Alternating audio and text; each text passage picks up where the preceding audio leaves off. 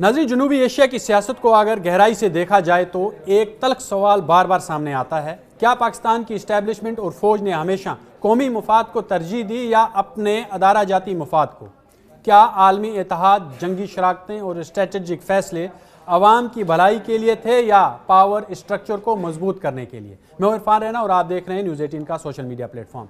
آج کی اس تفصیلی اور اہم موضوع میں ہم امریکہ پاکستان تعلقات اور افغان جنگوں کے تناظر میں یہ سمجھنے کی کوشش کریں گے کہ کس طرح بار بار کے لیے پاکستان کس طرح بار بار ہمیشہ اسٹریٹجک فیصلوں کا بوجھ پاکستانی عوام نے اٹھایا ہے، جبکہ فائدہ پاور ایلیٹ کو ملا ہے۔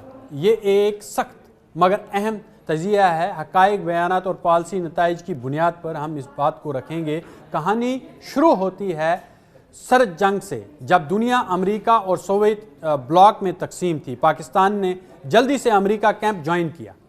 عوام سے کوئی رائے نہیں لی گئی، پارلیمانی بحث محدود رہی، فیصلہ پاور سرکل میں ہوا، بدلے میں فوجی امداد، ہتھیار اور مالی سپورٹ ملی، جس سے ریاستی ڈھانچے میں فوج کا کردار اور مضبوط ہوا۔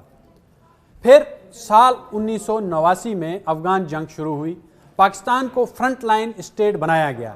اس فیصلے کو مذہبی رنگ دیا گیا، جہاد کا بیانیہ کھڑا کیا گیا، جو مدرسہ نیٹ ورک پھیلایا گیا، مسلح گروپ تیار کیے گئے۔ سوال یہ ہے کہ کیا سب عوامی سیکیورٹی کے لیے تھا یا ایک جیو پولیٹیکل کھیل کا حصہ؟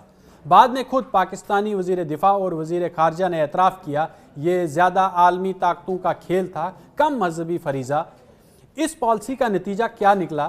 کلاشنکوف کلچر آیا پاکستان کے اندر، منشیات، عسکریت، فرقہ واریت سب پاکستان کے اندر پھیلے، مگر اس دوران فوجی اور سیکیورٹی سٹرکچر کو اربوں ڈالر کی مدد ملی، ادارہ مضبوط ہوا، معاشرہ لیکن کمزور ہوا۔ پھر سرد جنگ ختم ہوئی، امریکہ چلا گیا، پابندیاں لگ گئیں، یہاں بھی نقصان عوام کو ہی ہوا، فیصلہ ساز محفوظ رہے۔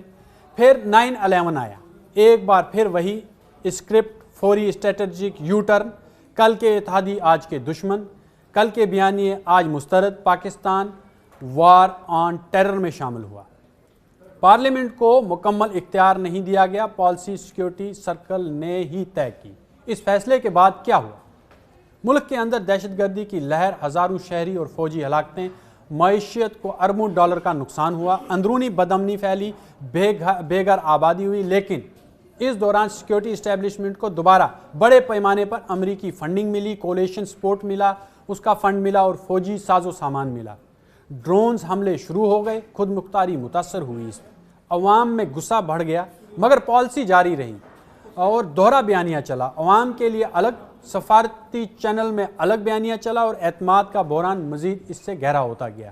ایبٹ آباد آپریشن نے تو پوری کہانی کھول کر رکھ دی۔ دنیا کا مطلوب ترین شخص اسامہ بن لادن پاکستانی فوجی شہر کے اندر ملا اور امریکی فورسز کاروائی جتنی بھی تھی وہ کر کے چلے گئے۔ امریکی جتنی بھی فورسز کاروائی تھی، یعنی انہوں نے اپنے اپاچی ہیلی کاپٹر ایبٹ آباد میں اتارے، اسامہ بن لادن کو شوٹ آؤٹ کیا، وہاں پر فائرنگ ہوئی، دھماکوں کی آوازیں بھی سنائی دی، لیکن پاکستانی ایئر بیس پر کوئی حرکت نہیں ہوئی۔ انہوں نے اسامہ بن لادن کو اپنے اپاچی ہیلی کاپٹر میں اٹھایا اور لے کر چلے گئے، اور امریکی فورسز کی کاروائی کر کے بھی چلے گئے۔ یہ سیکیورٹی ناکامی تھی یا اسٹریٹجک تضاد، یعنی کہ کوئی وہاں سے مومنٹ نہیں ہوا۔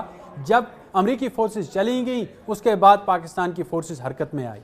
بحث آج بھی جاری ہے اس پر، مگر سب کی ریاست کی ہوئی اس وقت قیمت عوامی وقار نے چکائی۔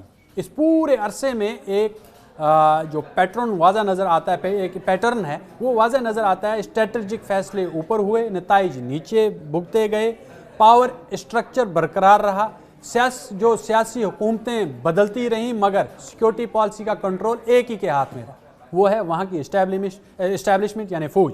حالیہ برسوں میں خود پاکستانی وزراء نے پارلیمنٹ میں کہا کہ امریکہ نے پاکستان کو استعمال کر کے پھینک دیا، مگر اصل سوال یہ ہے بار بار استعمال ہونے کے فیصلہ کون کر رہا ہے، عوام یا پاور اسٹرکچر؟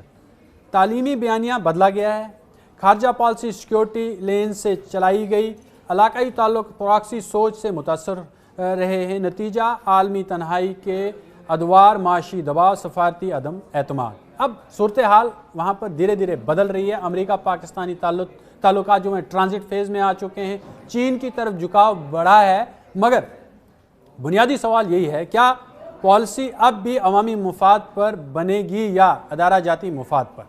نتیجہ بالکل صاف ہے، جب بھی کوئی ریاست سیکیورٹی پالیسی عوامی نگرانی، پارلیمانی بالادستی اور شفافیت کے بغیر بنے، اس کی قیمت دیر سے مگر بھاری ادا ہوتی ہے۔ پاکستان کی مثال اسی ماڈل کا کیس اسٹڈی ہے۔